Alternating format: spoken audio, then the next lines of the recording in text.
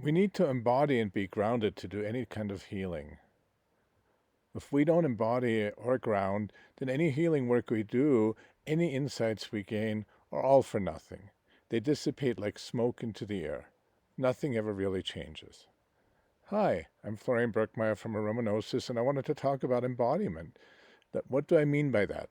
Well, first let's define it. Embodiment and grounding are very similar. Embodiment is when our awareness takes up full residence in our physical body. Grounding means something similar. For me, grounding is the opposite of dissociation. Dissociation is when we're disconnected, when we're a head on a stick or a brain in a vat, or we we feel like we're in the clouds. And dissociation is a trauma survival mechanism. We all do it. Animals do it. The most classic, of course, is the possum playing dead. But also our entire society is very dissociation fostering. We are now forced to live on these devices, cell phones, laptops, online, and our work, and even in how we react in society, we're being really rewarded for being very calm, and we're really just being rewarded for our mind. And again, grounding is the opposite of dissociation and the antidote. We need to ground to grow. Now, I mentioned earlier when I defined embodiment as our awareness expanding to take up full residence in our physical body. What do I mean by awareness? It's not our intellectual awareness, our ego mind. We really need to go beyond that. So the awareness I'm talking about, some people call it heart awareness, which means that you really look at the world from the point of view of your heart. For those of you who have practiced meditation, sometimes it's referred to as the observer. There's this part of us that we become aware of that observes ourselves. For those of you who are familiar with being around horses or equine assisted therapy, I noticed this myself. When you're around horses, they really pull you into your heart. And one way I could tell I was in my heart awareness is like it was really hard to speak, which is more of a brain, a cortical function. And this heart awareness is just this place of connectedness and observing. So that's what I mean. Awareness taking up full residence in our physical body. There's another story. I live in Taos, New Mexico with Kathy, and Jung, one of our inspirations, visited Taos almost 100 years ago now, and there's this famous story that a Taos Pueblo Native American told him, "You Europeans are crazy, you think with this, we think with that." And that's the same idea, is that we spend, and that really became the central motive of Jung's life. And we spend so much of our time in our head, and we really need to be in our heart awareness and take up full residence in our body. As a side note, I said, of course, that these devices really contribute to our habitual, socially sanctioned and reinforced dissociation. But I would say maybe hit the subscribe button below. We're going to be sharing our thoughts more frequently, and we want to give you tools and perspectives that help you embody and grow. So, as I said earlier, if we don't embody, we can have all these ideas, we can have all these insights, but they just dissipate. We really need to embody. And how can we do that?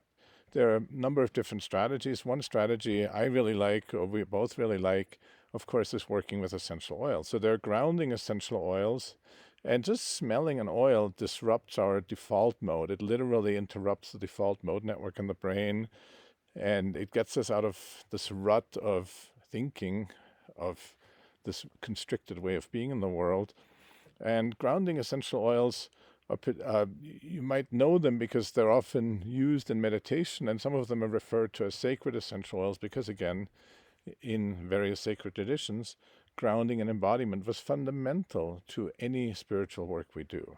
So I'm only going to mention a few oils that I really like. There are many different grounding oils, but for example, sandalwood essential oil, again, used in a lot of meditation. A lot of sandalwood sawdust is used in a lot of incense. Vetiver rucus, miti attar is a very unique one. It's the attar of the clay.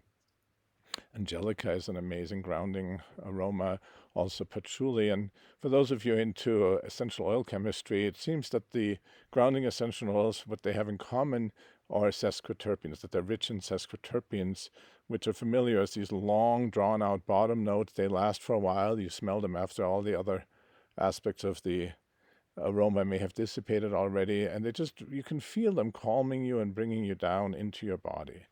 And there are different aspects to grounding. Of course, a lot of us think of grounding as our feet on the ground, which is actually important because when we're not in our body, when we don't feel our body, how do we know that our feet on the ground? So that's a really important experience to sort of maybe shift in your position, whether you're sitting or standing, and just say, here's my body and here are my feet planted on the ground. Another aspect of grounding is really sort of coming into focus in our body. I think Patchouli is very good like that. I think of it like focusing, like really just saying, oh yeah, here's my arm, here's my leg, even visualizing the bones and muscles and organs in your body. Just bring those into focus instead of that fuzzy blur, like that filter that our ego mind puts on us to filter out what it thinks is not important. Another aspect of grounding, I think, is vertical integration. If you think of a ladder, the only reason it can stand is because every rung is above the other. So that alignment to me is a big part of grounding. And how would we use these oils I mentioned in passing? Well, you can smell them, carry them with you. So throughout the day, just keep interrupting your default mode, keep smelling them. You can anoint yourself. I did a separate video on how to anoint. Or what Kathy always recommends is put a drop at the bottom of your feet every morning before you put your socks on. And that really works. There's an incredible amount of absorption from the bottom of the feet. Now, I mentioned there are many different grounding strategies. Another one is really mindfully tuning into our body, or more precisely, all of our bodies, tuning into our physical body, our emotional body, our mental body, our spiritual body, and just really, again, bringing that awareness that I mentioned earlier to all these parts, seeing, are they in alignment? What conscious and unconscious patterns are preoccupying me, sweeping me off my feet, sweeping me along.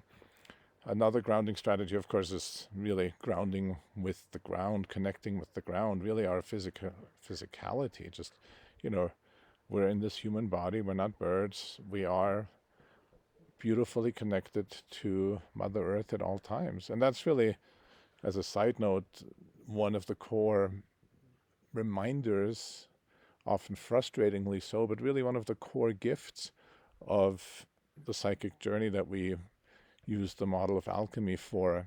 This is the coagulatio stage, when we realize this is it, this is my body, this is where I'm at. This can be very frustrating, but there's a deep gift in it.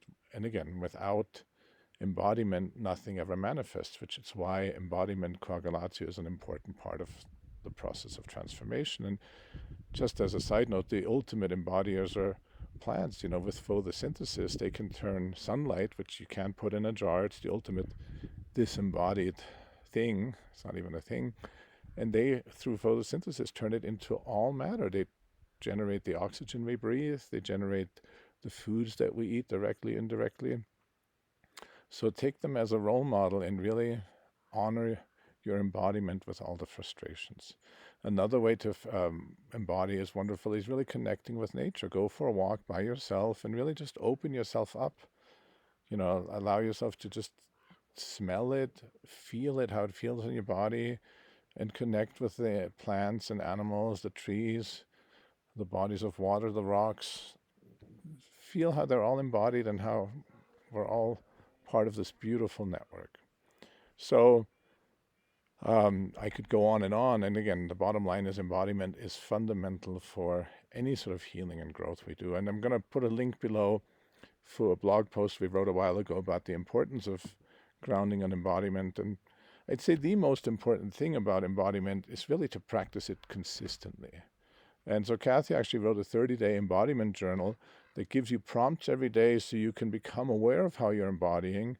And if you go to the Kathy Zatras homepage, again, I'll put a link below, you can sign up to get the embodiment journal for free. And let us know how your embodiment practice is going. What's easy, what's challenging, what are you discovering, what are you wondering about? Let us know in the comments below. So that's it for now.